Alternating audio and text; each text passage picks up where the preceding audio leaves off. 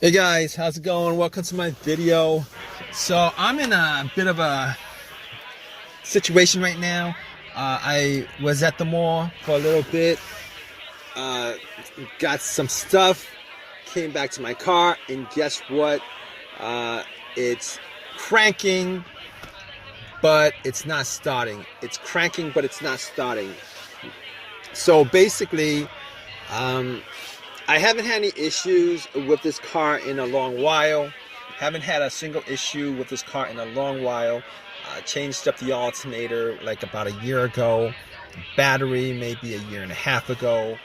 Uh, I did get one of those value brand batteries from Walmart. I haven't had any issues with them.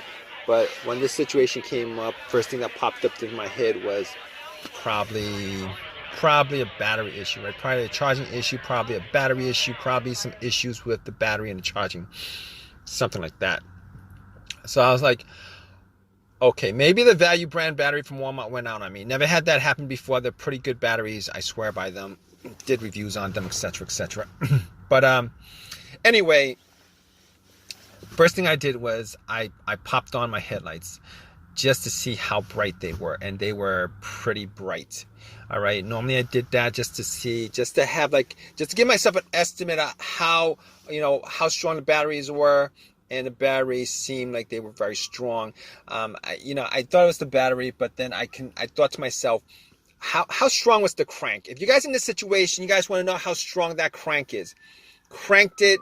Must have cranked it at least throughout the whole entire process. Must have cranked it at least I would say 20 times, and it cranked up pretty strong. They were pretty strong cranks.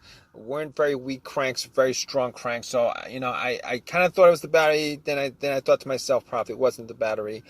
And after that, obviously, I had to open the hood up and check for myself, just to see what the wires, the cables, the terminals, just to see how those cables and terminals were. I looked at the cables. The cables seemed to be really the terminals seemed to be really clean and tight, and the battery, there was no corrosion around the terminals. And on top of that, I actually have a booster pack that I bought a little bit ago. It was at 75% charge. I popped it on, and I knew it probably wasn't going to change the situation, considering it was a very strong crank. The headlights were bright. I knew the battery was pretty fully charged. But I had to know 100% whether it wasn't the battery or not, because basically the situation was, I was hoping for maybe a quick fix. So anyway, try to crank it, nothing. No, try to crank it. Had another cranking situation, like nothing changed at all. They cranked, it wouldn't turn over. It went. Yeah. It didn't really sound like that, but it cranked. So that's what that's when your starter is good. So basically at that point, I could actually rule out the battery. I could rule out the cables, since I looked at the cables. And on top of that, I actually checked out the negative cables. Sometimes if the negative cable is corroded, the ground cable is corroded, or if it's broken off in some way, slightly connected in some way, loose in some way, it could cause one of these situations to occur. Normally in those situations you get a weak crank, but this is a strong crank. The negative cable, if you guys don't know, is the cable that connects, it's the negative cable that connects to the battery. You can follow that. Normally it snakes around to the frame of the car, and it was tight, no corrosion, it was good. So I was like, okay, I could rule out the alternator, I could rule out the battery, I could rule out the starter. And the reason why I could rule out the alternator is the car would have to start up. I mean, if the alternator was bad, the car would have. If the alternator was bad, the car would have been absolutely dead, to be honest with you. If it was a weak alternator, it would have, me jumping, it would have started the car up. So, all right. So basically, ruled all those things out. And I'll tell you guys, this thing. All right, this one thing. If you guys are looking for, if you guys are troubleshooting and looking for the culprit as far as what the issue is, I had no check engine light. All right, I had no check engine light. So there's a lot of things that could cause this issue where it cranks but it doesn't start up. So basically, what you guys want to do is you guys want to just keep on troubleshooting, eliminate. And okay, so basically there was not a check engine light. There was no check engine light. I didn't see a check engine light. However, that doesn't mean that the computer has some issues connecting with the car. So I have a cheap $20 OBD2 reader that I bought from Walmart. Plugged it in just to see whether the computer is still having any kind of issues. And with connections, ECM, PCM, and I ran the scan, and the whole entire scan ran the whole entire scan, and basically ran the scan, and it ran the scan, and all the monitors cleared. It showed up no code, so I knew the computer was good. The computer, it was able to read the computer. Since it was able to read computer, I know that there's no ECM, PCM computer issues or whatsoever with the situation. So at that point, I could pretty much rule out every other thing. Pretty much, all right. I could pretty much rule out every other thing that might be causing it, that has a sensor connected to it. The mass airflow sensor, normally if there's a problem with that, you'll see a code for that. Camshaft, sometimes, a lot of times, probably if you have a bad camshaft, crankshaft sensor, that could cause a situation, but there was no codes for that, could rule that out. The throttle position sensor, sometimes that could occur. A bad throttle position sensor can cause your vehicle to crank but not start up. I could rule that out. So I could rule all those things out. Everything that had a sensor connected to it, I could rule those things out, which is a good thing. All right, you guys don't have an OBD2, probably should get one. They're useful. They can tell you a lot. And in this situation, it told me there was no codes, which actually told me a lot, because then I could eliminate a ton of stuff connected to it, to this kind of situation. I could probably eliminate I could eliminate a ton of stuff. So that's already eliminated. Okay, so I'm down to probably a couple of things. It could be key fob, ignition. You got it can but going down the list, I was thinking to myself, okay, let's take care of the simple things first. Maybe it'll still work out if I swap out something, a fuse or a relay. So that's what I went through next, a fuse or a relay. All the fuses were good. As far as I could tell, all the fuses were good. I didn't have a fuse tester with me. I was not able to check out whether all the fuses were good, but I didn't see any blown fuses.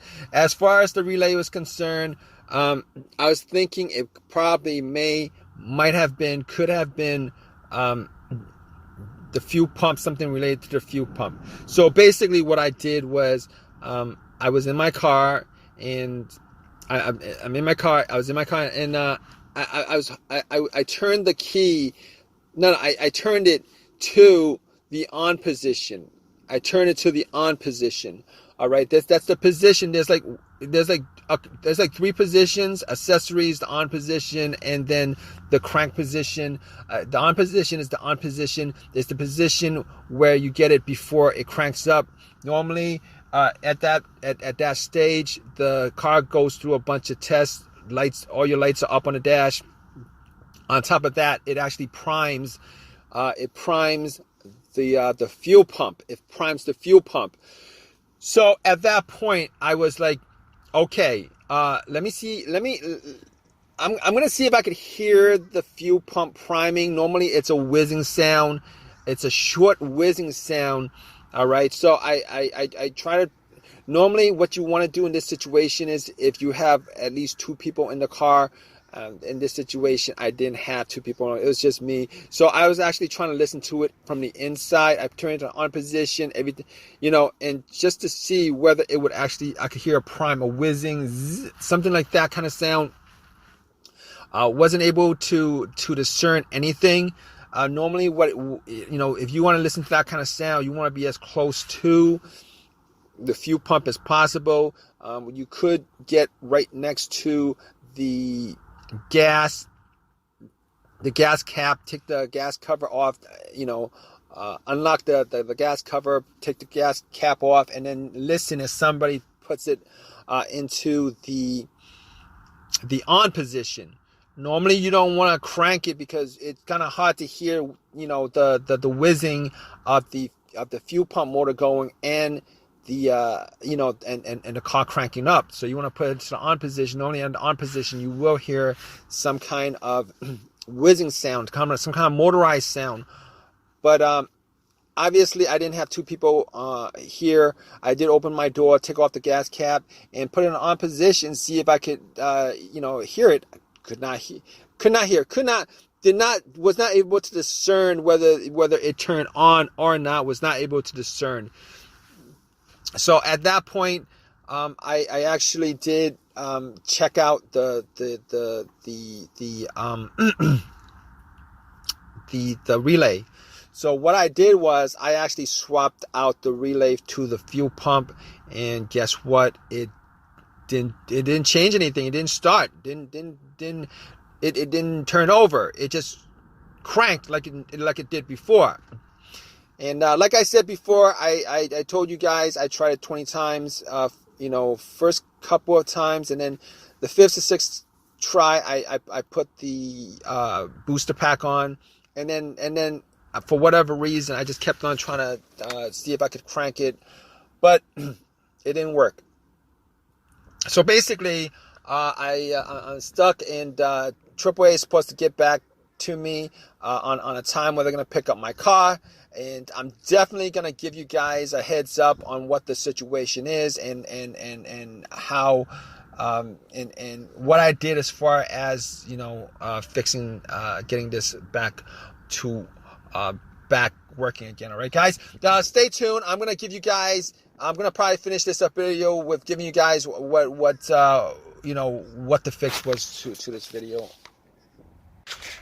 All right, guys. So if you guys are still with me, so basically what happened yesterday, I waited 2 hours for AAA to pick the car up. I got it back home and retested everything, retested everything just to see if I could figure out what the main issue was, and and turned out I actually did disconnect the line, the fuel line, and try to prime it, and did not see any kind of fuel shooting out. If you guys are gonna do that test, I did that test with a Ziploc bag, and kind of dangerous with gas or whatever. But I did that test. There was no fuel pressure. There was no fuel, coming out. And I tested out all the fuses. It wasn't the fuses. I actually,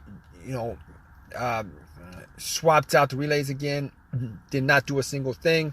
So at that point, I figured it was the fuel pump that was the problem. It was the fuel pump that was the problem, and I had to go to AutoZone to swap that out, popped it back in, changed that out, and once I changed that out, turn it on, press the accelerator a couple of times just to get the fuel moving through the system, and got the car started. Got my car started, so it worked out.